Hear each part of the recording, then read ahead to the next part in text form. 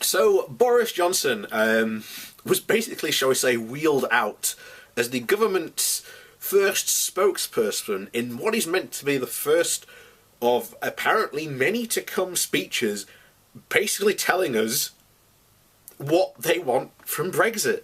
And, well, to say we got any information,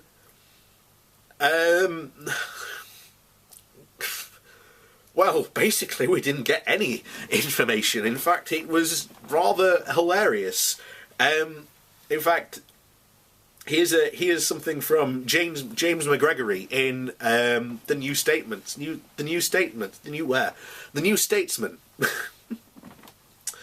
So, the decision to use Boris Johnson as advocate for a remaining voting Liberal-friendly Brexit underlines how the government has still not faced up to how deeply and fundamentally diversive its drive to take us out of the European Union has become. His speech today was utterly vacuous and utterly lacking in any details of what this supposed liberal Brexit would entail. The Foreign Secretary once perhaps did have the credentials to pull this off. After all, he was twice elected as the Mayor of London because of his ability to corral a significant number of voters who would have otherwise opted for another candidate. But all of that went away when he made what is now known as a cynical, calculated decision to back the Leave campaign in 2016. It wasn't just that Johnson was suspected of having made his decision on whether to back Leave or Remain on the basis of which proposition would strengthen his position inside his party. What eroded trust was the campaign itself. The referendum campaign, he was a promoter-in-chief of the claim that the NHS would benefit from an additional $350 million a week if the country voted to leave. Not a penny of that has been or ever will be delivered. And even Johnson, recent attempt to secure another $100 million a week fell flat after he reportedly failed to even mention it at a subsequent cabinet meeting. The man who had previously claimed to be the very strongest supporter of Turkish membership in the EU also portrayed that the country's long-delayed and increasingly troubled application to join as an immediate threat to Britain. In short, Johnson proved that it would be foolish to take him at his word, especially if it meant expecting him to show consistency in the face of the tide of opposition in the Conservative Party. But if Johnson is the unconvincing messenger, he is not the only problems with a claim for a liberal Brexit. Take here the Brexiteers talk about the ability to conclude free trade with the rest of the world. Their concept of free trade is stuck in the late 19th century and represents a simplistic focus on tariffs on basic commodities. Inside the EU, though, we get much more than tariff-free trade, but also a single market based on common standards, a regime designed to handle today's highly sophisticated manufactured goods, and even more importantly, it encompasses a wide and continually deepening market in services. None of that is in the prospect of any punitive free trade deal on offer, even if we believe, in the face of years of experience of negotiating real trade deals, that we could reach a quick deal with the US, Australia or New Zealand. There are citizenship rights. Brexit threatens to strip every Briton of rights to freely travel and to work in Europe. It is impossible to see anything on the horizon which could make up for that enormous loss of liberty.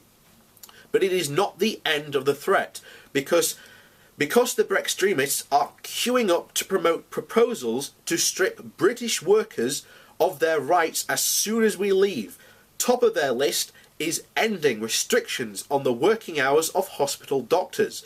But that we can be sure this is only the start.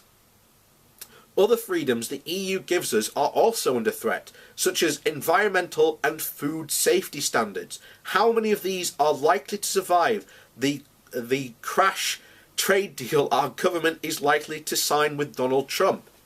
For a start, we are likely not just to have to accept imports of chlorine-washed chicken and hormone-fed beef, but also allow them into the UK.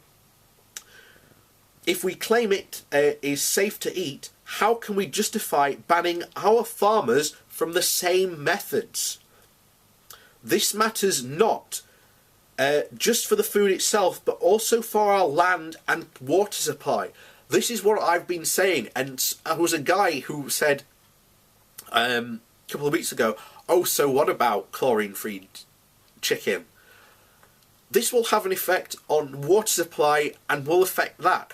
Currently, now, we have the best food standards, environmental standards, water safety standards in the world. You want to go have a look at the US, where that is just a completely different story, where you have places like in Michigan, where their water is not safe to drink.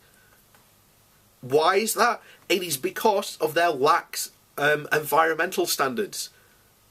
That is what it has caused. You know, if you wash something in bleach, where does that go? You can't just take the bleach out of the water. That has to go somewhere.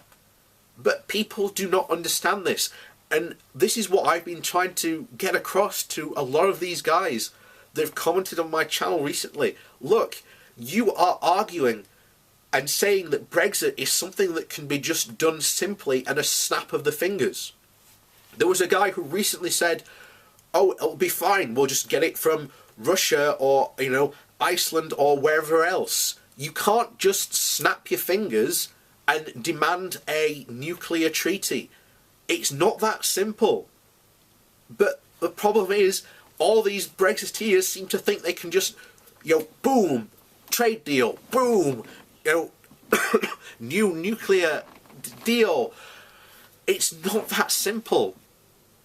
And expecting it just to be done and just to be like this, oh, we've left the European Union and we'll just continue on our merry way as if nothing happened, that's not going to be the case. Come March 19th next year, there are going to be huge problems. I guarantee you.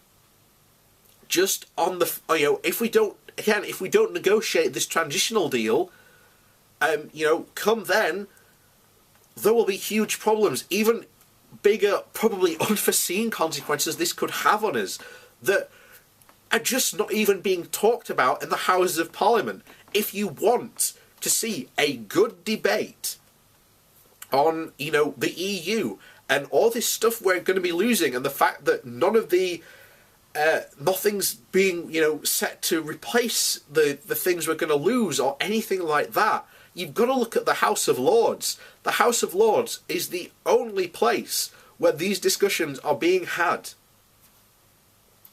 And, thank God we've got the House of Lords. Now, I'm not a big supporter of the House of Lords, but for the first time ever, I am really glad we've got it, and these discussions are being had somewhere, because they're not being had in the Houses of Parliament.